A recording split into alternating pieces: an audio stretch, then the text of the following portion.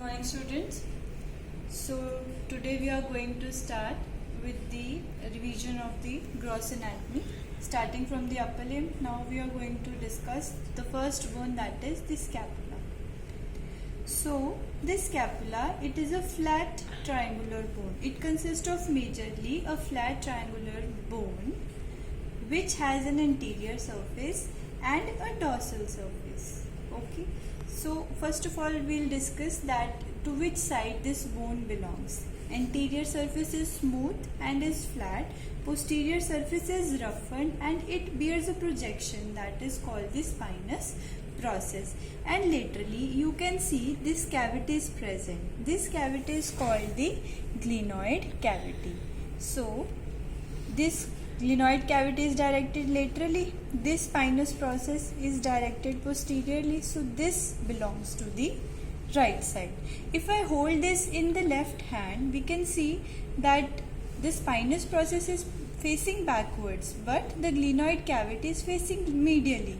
So if I try to keep it laterally, then the spinous process is coming anteriorly. So this bone doesn't belong to the left side but it belongs to the right side. This is its anatomical position. The glenoid cavity is directed upwards, forwards and laterally. Now this bone has 3 borders, 2 surfaces and 3 angles. The 2 surfaces we've discussed. First is this costal surface or the anterior surface. Another is the posterior surface or the dorsal surface. Okay, which bears the spinous process. Next is the borders. First first we'll discuss the angles. These are the lateral angle, superior angle and inferior angle. Then the borders. First border is the medial border. It extends from the superior angle to the inferior angle. Then the lateral border. It extends from the lateral angle to the inferior angle. And next is the superior border, which extends from the superior angles laterally and goes laterally towards the glenoid cavity, which is separated from the glenoid cavity by this process. This process is known as the coracoid process. Now here we can see that at the upper border there bears a notch. This is the suprascapular notch. Clear? Now this costal surface, the posterior surface has a spine. The posterior surface has a spine. The part of the surface above the spine is called supraspinous fossa and below is called as infraspinous fossa. We can see there is a communication between these notches, these fossas. This is called spinoglenoid notch. Clear? Now this spinous process is triangular. You can see in cross section this is a triangular. It has 2 borders, the anterior surface which is fused with the dorsal surface of the scapula and the posterior margin which is free. This posterior margin is thickened to form the crest of the spine. Now this spinous process is continuous laterally with this acromion process. Okay. This acromion process has a medial border and a lateral border which will provide attachments to the muscle. We'll discuss it later.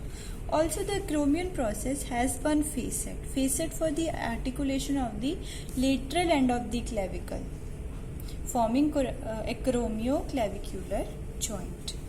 Next is the projection, another process that is known as the coracoid process. It is a bent finger-like projection. Okay.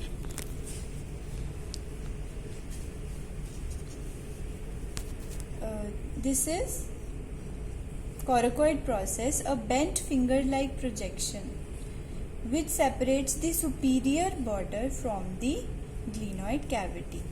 Now this is the glenoid cavity, which is a pear-shaped cavity. It will articulate with the. This is the glenoid cavity. It is a pear-shaped cavity it is hollow. It will articulate with the head of the humerus, forming shoulder joint. It has supraglenoid tubercle and infraglenoid tubercle.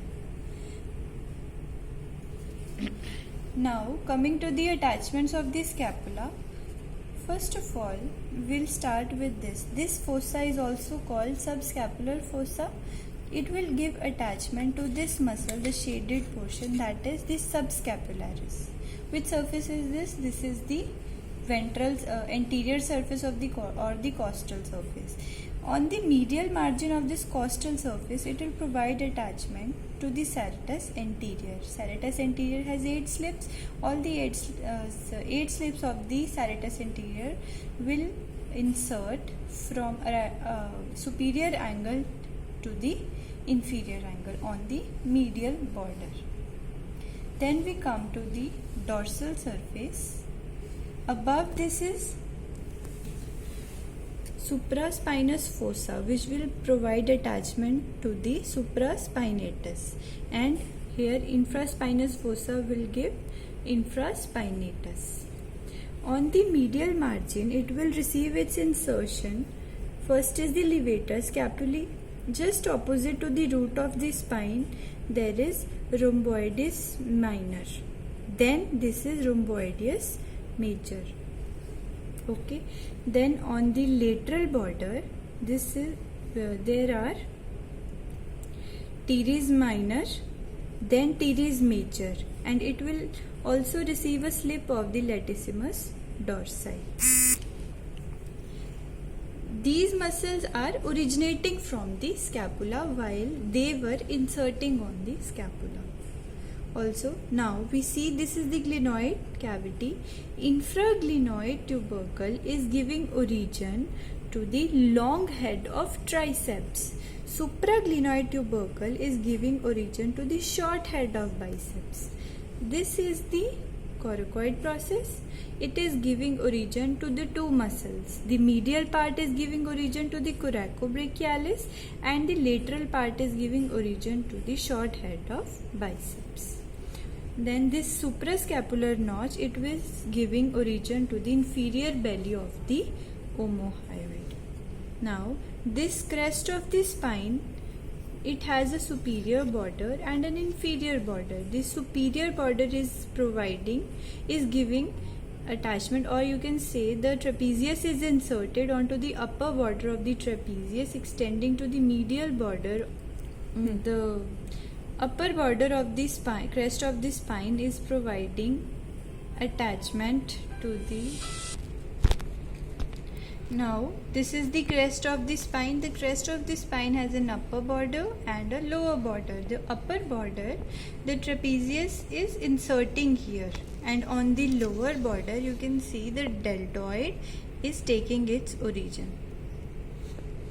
Now one last, the capsule of the shoulder joint, it will on the margins of the glenoid radius, but on the upper end it goes upside so that it can include the origin of the long head of biceps. There is one ligament, that is suprascapular ligament in the living, which is converted into a foramen. The nerve passes beneath this ligament, and while the artery suprascapular vessels passes above this ligament. Here this is spinoglenoid, that was spinoglenoid notch. It is converted into spinoglenoid foramen by a ligament, spinoglenoid ligament, and through which the vessels pass, through which all the three structures are passing.